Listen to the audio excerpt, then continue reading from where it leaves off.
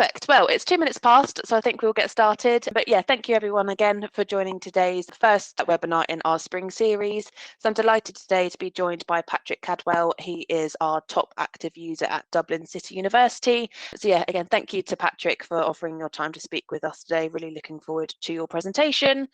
For those who I haven't spoken to before, my name's Izzy and I'm one of the customer success managers here at Vevox.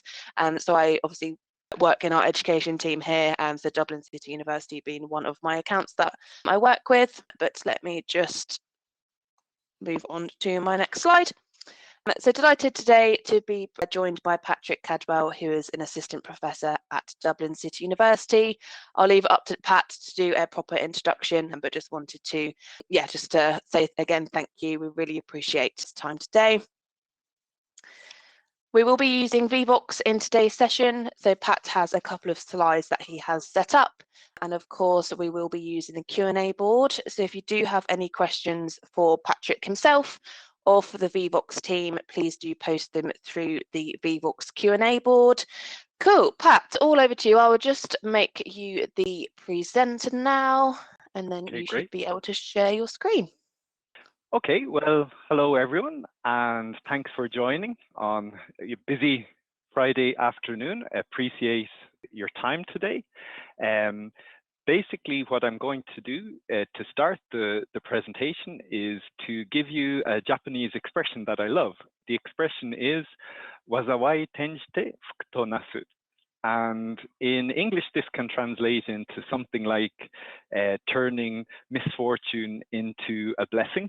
Basically, this is used in situations where somebody maybe experiences something bad, but there's a possibility that some good things can follow out of that. And really, that kind of sums up my experience with Vevox over the last few years, and I thought it would be an appropriate title for today's presentation. Thanks, Izzy, for giving an initial introduction to me. I thought I'd also just give you a little bit more detail about myself, and especially I just wanted to focus on one or two points that I thought could be relevant to what I'm going to talk to you about today. Basically, I lecture in the discipline of translation studies at Dublin City University. Translation studies is a discipline that essentially looks at the theory and the practice and the broader application of translation.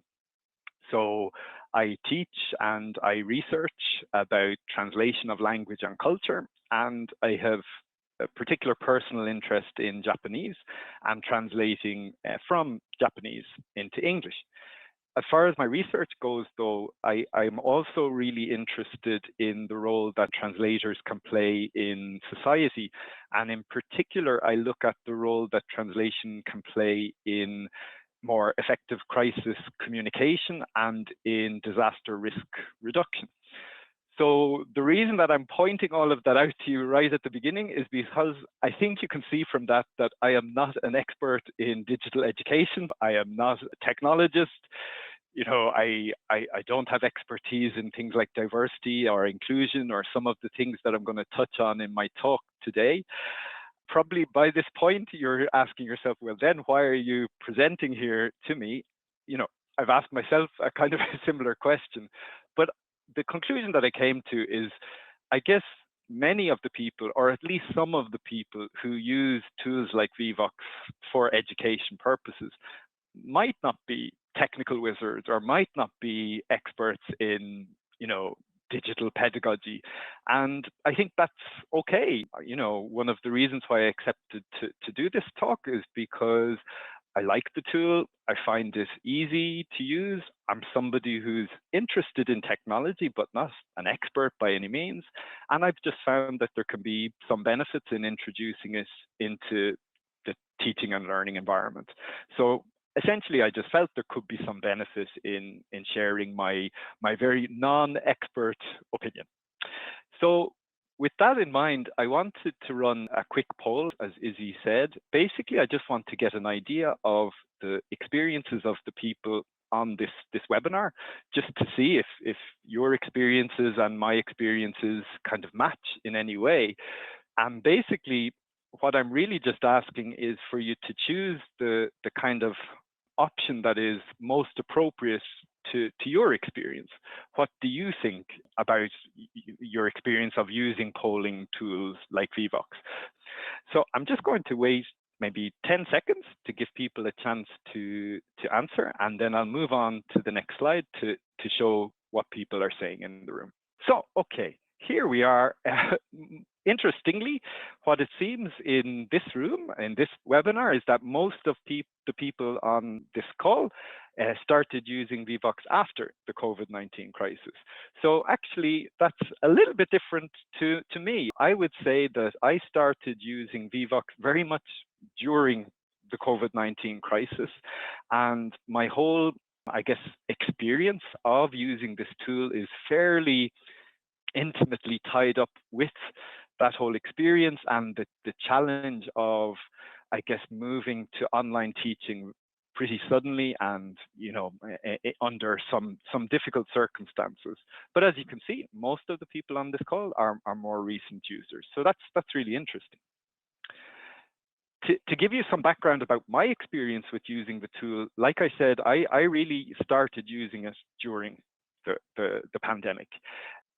I'm a person who keeps a work journal every day, so I just keep a quick kind of note of what I've done every day. When I was preparing for this talk, I decided to go back and look and see when the first time I mentioned Vevox in that journal was. As you can see from the slide, the first mention of Vevox in my diary was March 12th, 2020. I can't remember exactly what I said, but it was something like attended webinar on how to use Vevox. So I have to give a shout out to my teaching enhancement unit here at Dublin City University for being so on the ball and getting us ready very quickly to move online and support us to move online in teaching, because I don't know if some of you remember or not, but the day that the WHO declared COVID-19 pandemic was actually March 11th, 2020. So just one day before that first mention in my diary. At the very early stages of using Vevox, I wasn't thinking about, you know, pedagogy or how to use it for better teaching or learning or anything like that. All I was interested in was some sort of way to try to bring people together. I noted down that expression, being together apart. The lockdowns in Ireland were pretty serious and severe, and so we were all in our separate places in front of our devices trying to learn and together, and I just wanted something which would help us feel that we weren't apart. And I felt that a tool, an electronic tool, which allowed gathering opinions or, you know, just kind of seeing something happening live, seeing responses coming in live, was a great way to do that. And so that was very much my initial interest in the tool. But then, of course, lockdowns ended and we had to return to in-person teaching back on campus. And as I mentioned to you back at the start, my research interest is in crisis and in risk reduction. So I was very aware of a possible risk of viral spread if we were all back in classes in the normal way, you know, speaking, shouting, answering questions, putting up our hands. I would have encouraged that type of environment prior to COVID, where I wanted people to talk, I wanted people to shout out, but I knew that that was quite dangerous at that time. And so I kept using the tool and polling and the Q&A function at that time as a way to allow people to answer and participate in the class without having to talk. And I found that that was really helpful. It was also at that time in the periods where we had started returning to classes again after lockdowns, that I started linking my use of Vevox a bit more with my use of our virtual learning environment at DCU.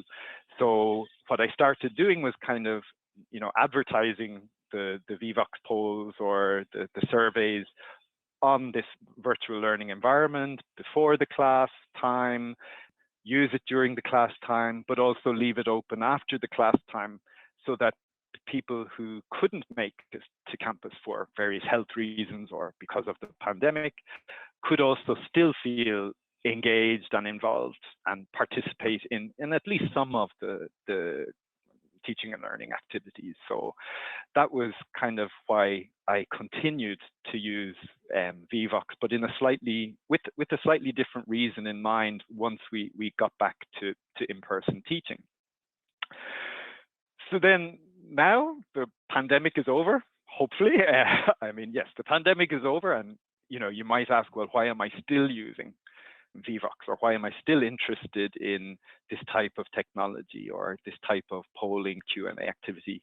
And really, I guess I have a few reasons for it. Some of them are still the same as the other reasons. One of the things I'm still using it for is to try and continue to engage people, of course, in person during the class time, but also to give some sort of a sense of opportunity to engage outside of the class hours in the sort of the tasks that we have or the discussions that we have. Because while COVID-19 pandemic might be over, we still have plenty of other crises. And in Ireland, for example, we have a very severe housing crisis. And I know that it can be difficult for our students to make it to campus every time or for every class or as much as they might want to. So I've definitely continued to link the use of Vevox and the use of our virtual learning environment to try and create these possibilities for people to sort of stay in touch or take part even outside of the scheduled class time. So like I said, what I still do is I make polls or surveys available in advance of the scheduled class. I announce them on our VLE. I use the same session ID for a particular module every time, so students come to know that this is the session ID they need to go to if they're going to this particular module, and they get used to kind of checking in. So for that reason, I still think it is good as a way to give students the opportunity to participate a bit at a distance. And I had a very nice little anecdote just, well, it'd be a few weeks ago now. I had opened a poll and some surveys as I usually do, and the poll question was just a very standard one along the lines of like, how are you feeling today, or something like that. And I'd opened this poll in advance, and I was in my office just opening my Vevox dashboard just to prepare for the class. So I hadn't even gone down to the classroom at this point. I opened the poll and the word cloud was there, and already before class had even started, before any of us had gotten to the room, there was one answer there, how are you feeling today? And there was one word there, prepared. And I just liked that. It felt, okay, maybe at least one person is getting some benefit out of the opportunity to participate outside of class time. But also, in fact, in that particular module, the previous week, the lesson had been about the importance of preparedness to crisis communication. So I also kind of felt there was a little bit of a link there maybe to the learning that was going on in that module. So that was just a nice little kind of interaction that I had recently. I do also continue to use the tool for some other newer reasons though. One thing that I feel my university has done really well in the past couple of years is to try and make both the student body and the staff body more aware of the diversity that there is in the student population and in the staff population. And this is diversity across the board, but maybe of particular relevance here would be like diversity in learning styles, but also like the neurodiversity that's likely to be in every classroom. And I think what I really like about this particular tool is the possibility for anonymity. So if you use Vevox and you use the Q&A there, you can have it so that students' names are not associated. It's completely anonymous. Same for the polls, same for the word clouds and so on, and the surveys. And I think that might work to help reduce some anxiety for some students about participating and giving answers. I think it's useful, for example, if there are some people who don't like being put on the spot or wouldn't be the type to raise their hand and answer out loud in a classroom. I think it's useful for people who maybe prefer to read and to write rather than to listen and to speak. So I think it's also useful as a way to kind of account for the different ways of learning and the different types of people that there are in our classrooms. I also, when I was thinking about this talk, I was trying to think, are there any other things that I've noticed that have changed over time? And I do feel that my own way of using the tool has changed a little bit. I used to very much, initially I'd create these very long-winded questions and I'd give everyone the opportunity to have open text answers where they could type and type and type as much as they wanted. And I kind of stopped doing that. I still do it occasionally, but I'm a bit more mixed now in how I phrase questions or how I set up polls. I find myself being much more direct. I give much more direct instructions. I tend to use timers now. And I think the reason why I do this is because I was afraid that when I was leaving everything so kind of open, that, you know, I'm trying to engage people by doing that, but if I'm cutting them off before they've had the chance to answer and I've moved on to another topic while they're still typing away, I kind of feel that that could be counterproductive.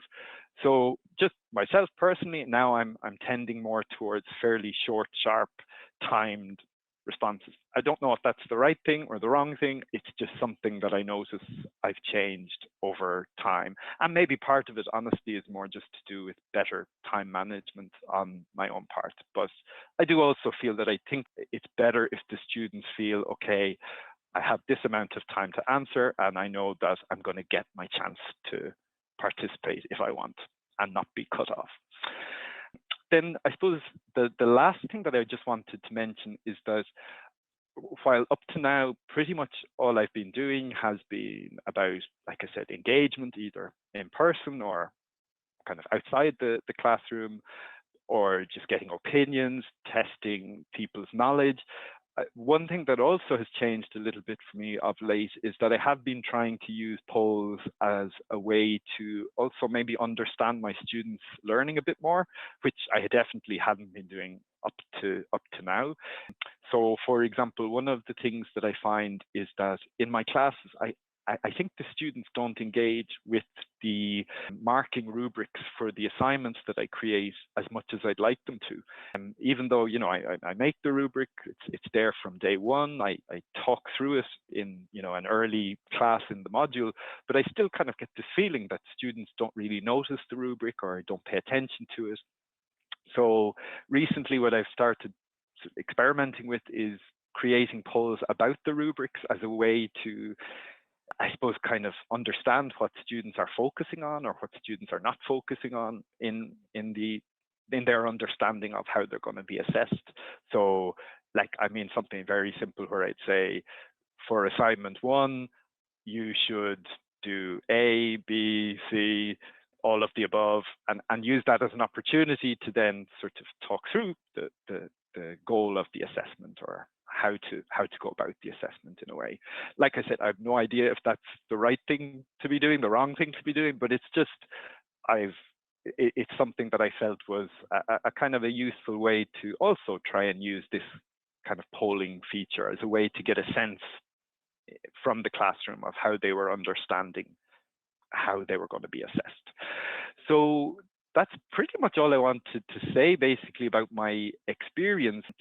Again, I come back to the point that I'm not an expert. I'm a regular lecturer who just happens to be interested in technology, especially in this tool. I find it really easy to use. It's pretty intuitive, and I've just felt that I didn't need to be an expert to try and get some benefit out of it, and it gave me the opportunity to kind of experiment and try things out. And, you know, I've definitely been learning, and I hope the students have been learning a bit.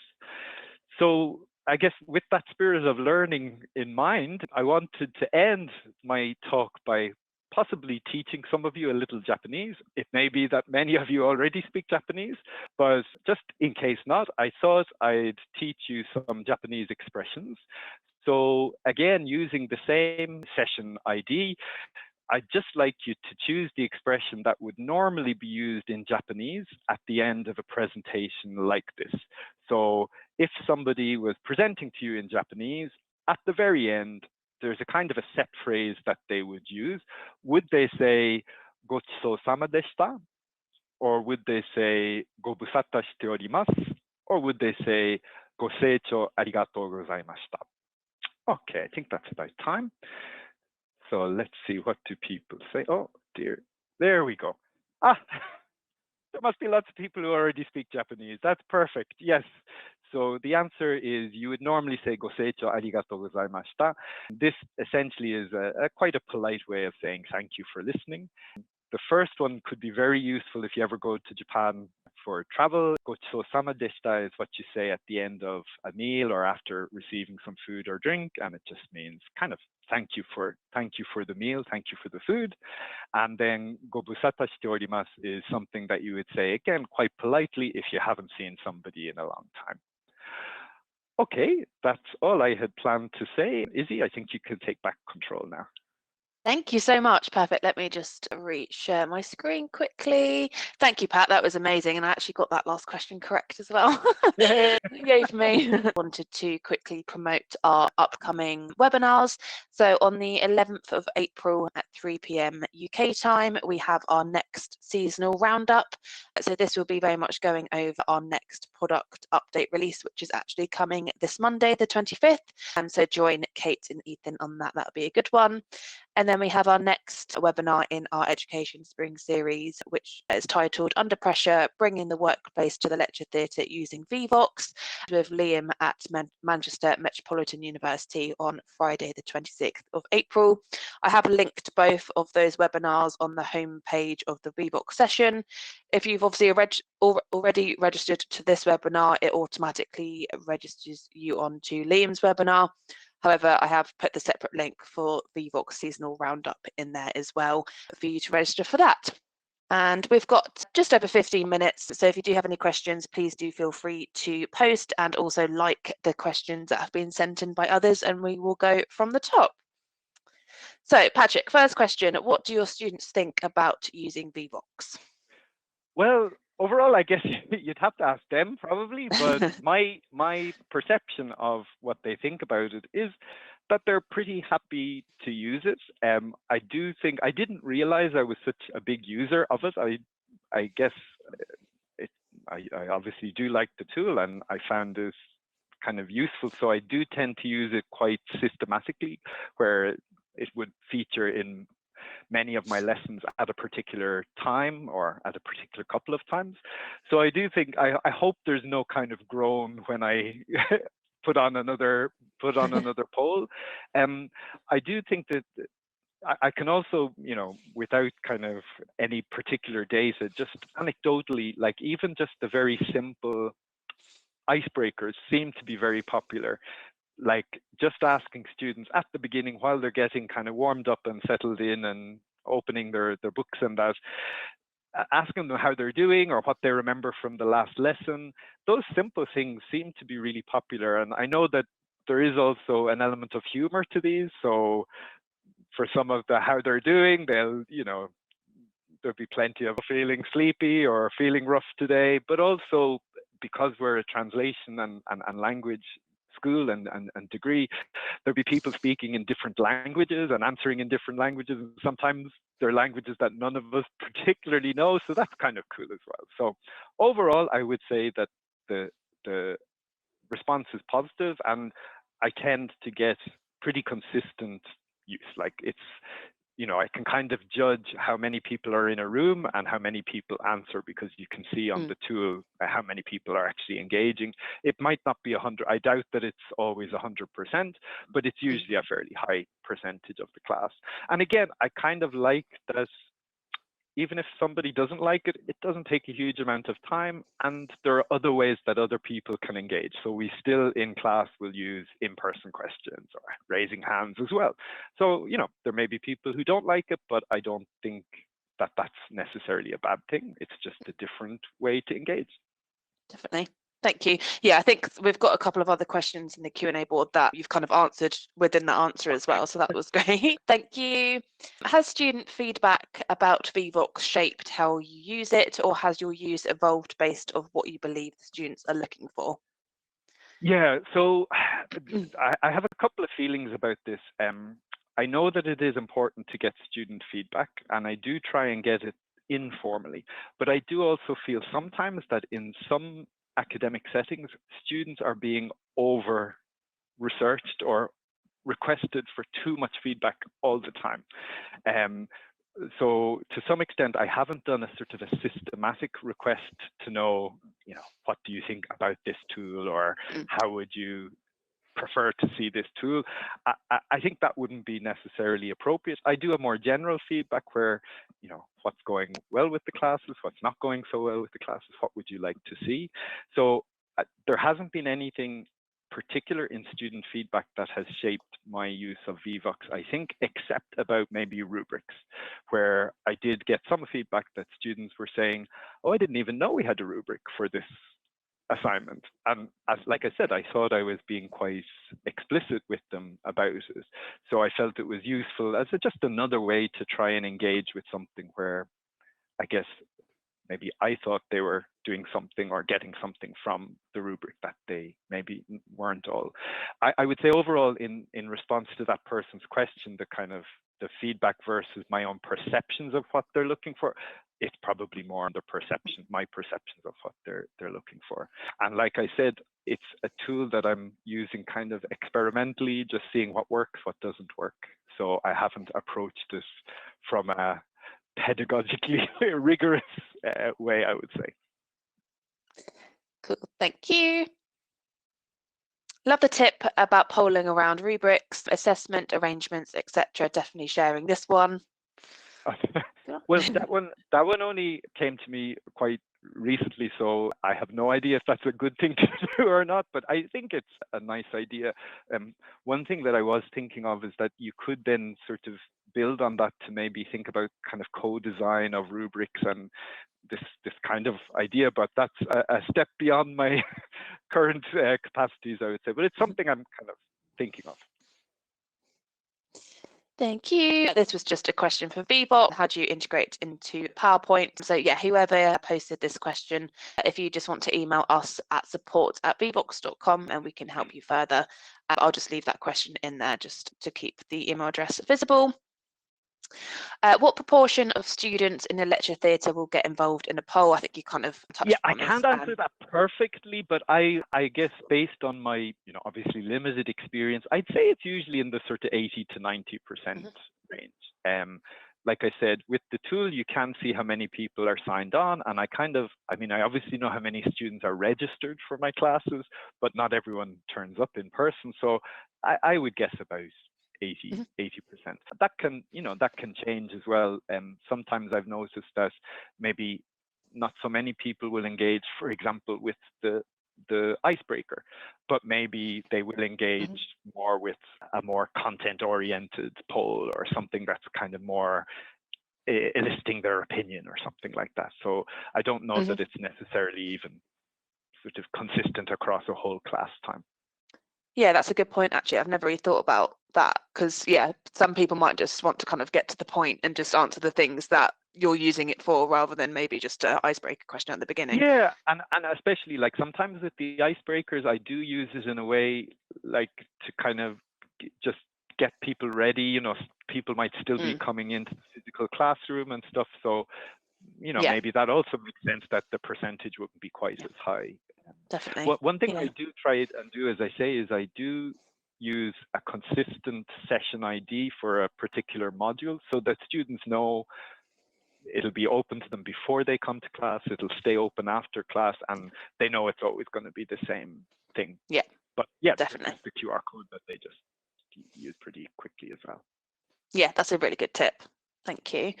Do you use the survey feature? What are your top tips for using the survey feature?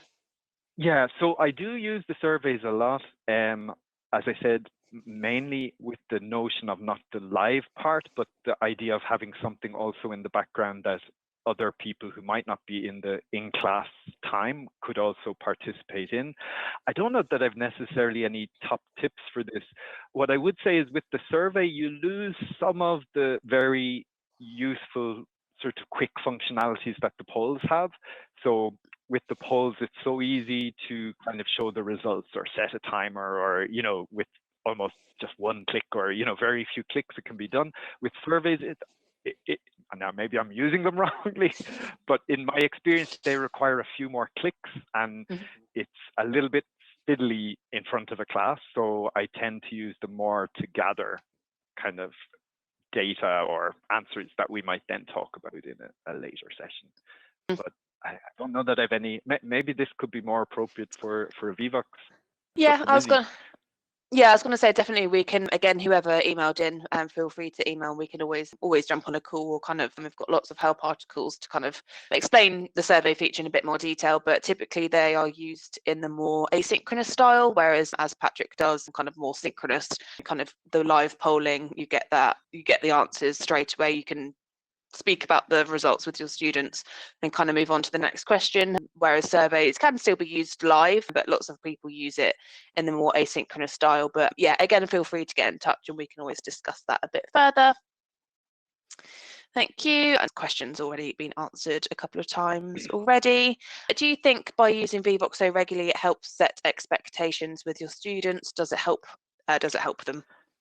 Yeah, so I think this might be where, again, I've been really supported by some of the units in our university, like the Teaching Enhancement Unit or our Equality, Diversity and Inclusion Unit, in trying to understand what students might want or what certain students might need.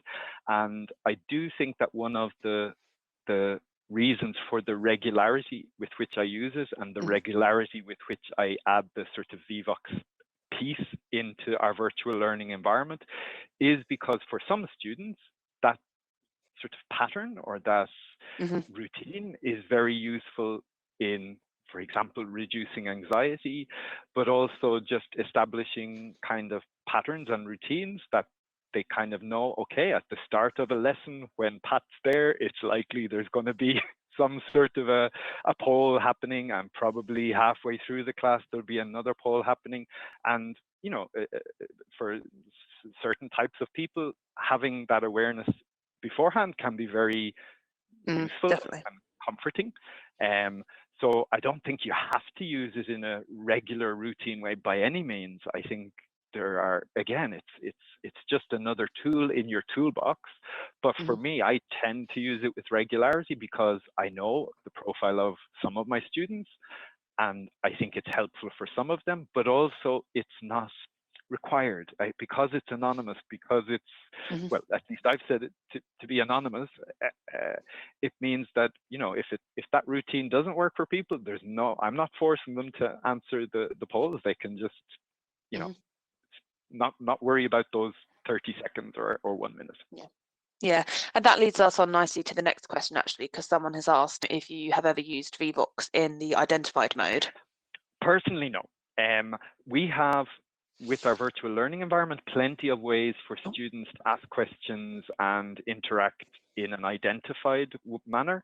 And one of the big assets to me, just in my non-expert opinion, one of the big assets to me for the Vevox tool is the fact that it can so easily be anonymous and not identified. And I'm trying to use it at times where I want to encourage those people who might not feel so comfortable asking questions or giving opinions if they knew they were going to be identified. I'm sure there are very valid reasons to use the identified manner, but like I said, I think there are already other tools in our toolbox at my university that do that just as well, or do it in another way, and I don't feel the need for it. If that answers, I hope that answers the question. Yeah, definitely. Cool. We've got about 5 minutes left, so we'll just do another couple of questions. Do you like that you can engage your shy students using Vevox? Do the introverts like it? Yeah. So absolutely. I think I may have mentioned this to Ethan when we were talking about this talk. I'm an introvert myself, definitely. And when I was an undergraduate, I would have loved the ability to be able to ask questions and get answers in an unidentified way. I'm old enough that we definitely did not have those tools at that time. I'm actually still, what I would say, I'm still a little bit surprised that the Q&A doesn't get used more in my classes, the unidentified Q&A. But For me, I'm happy if it's even in a whole module, if it's only used once or twice, I'm okay with that. I basically feel that, I'm trying to think of one particular module recently, like there was a question asked anonymously on the Q&A, which frankly, would have been essentially, what's the difference between this topic that we talked about last week and this whole other topic that we're talking about this week? That might have been a difficult question for someone to ask if they were being identified, because it really did sort of suggest that they hadn't followed at all what had happened in the previous week. Yeah. But I was really grateful that I had that opportunity to deal with that in a non-identified way, and talk through again, realize that maybe some person might not have wanted to put up their hand and say that. And there are other opportunities for the people who are more extrovert, or the people who are happy to raise their hand. Of course, that's still a big part of our classes, but I like that there's, like I said, another way, another channel available for people who aren't. But it doesn't get used as much as I thought it would. Thank you. How do you deal with silly answers when using a single screen, i.e. in a lecture? I kind of love them, actually, to be honest with you. I do slightly worry that, goodness, what are they going to put up on the screen today? But I generally, maybe I'm very lucky, but the students I have haven't put anything inappropriate up or anything that I wouldn't be comfortable with them showing on screen. So happily, that's never been an issue for me. I guess if I did see something that was inappropriate, it would depend, I guess, on how inappropriate it was. If it's nothing too serious, but still not appropriate, I probably just ignore it, to be honest with you. And especially in word cloud format, it's quite easy to just maybe pick on a few bigger answers and ignore maybe some of the more idiosyncratic, silly ones. But if it was something that I felt, hang on, this is not right, this is not the way we behave online or in class, I think I'd try to address it. Maybe if I'm saying that now, I don't know. I mean, I don't want to pretend that I'm some superhero who would absolutely take that on. I might just say, oh God, didn't see that. But ignore. I would hope that I would take it on board if it was something really inappropriate. It's something that, has definitely kind of been addressed to us here at Vevox in, training sessions and stuff like that, that people might be a bit worried about. But I think, as you kind of said, setting expectations about what you're using the tool for, it's, a benefit to the students using the tool, not just something that they can kind of mess around with. So I guess kind of reiterating the expectations as to why you are using it, it will help them in the long run. But also, we do have a couple of workarounds. Obviously, we have a profanity filter on by default for the polls. Through the Q&A, if you are worried about it and you haven't used Q&A yet, but before, perhaps maybe use the moderation feature, just so you can kind of, take some time at the end maybe to view the questions before they are then actually published. But I guess it's kind of, as I said, setting expectations. The more the students get used to it, the less likely they are to mess around with it, I hope. But it's just kind of, I guess letting them know. I really like what that it's word there that for. you've used there, Izzy. I think it is about expectations, and the people we're teaching, well, in my case, are adults, but we again are supported by our institution too. And I know that the teaching support, the teaching enhancement unit, they prepare guidelines for what's appropriate, what's not appropriate in online environments, in physical environments, and there's plenty of codes that the students are aware of and sign up to. So I think again, that's the key word, probably setting our key phrase is setting the expectations as well. Yeah, definitely. Perfect. Well, we have just reached 3:45, so we're right on time. I think there's a couple of other questions in here, Pat, so I might just fire them over to you afterwards, then we can always just post them out afterwards. But lots of comments in saying, loved this, thank you, and everything like that. So again, massive thank you for Pat for kind of agreeing for today's session and being so kind of on board with sharing your story. It's been really appreciated. But thank you to everyone who joined as an attendee. The recording will be sent around afterwards. It will also be accessible on our YouTube channel at the beginning of next week. But as I said, please do join our next session in this series, which is at the end of April. But obviously we also have our Vevox seasonal roundup as well, if you were interested. But again, thank you so much, Pat. Really appreciated. Big round of applause. No worries. Thank you very much. Thank you, everyone. Have a good weekend. Take care. Bye. Bye-bye. Thank you.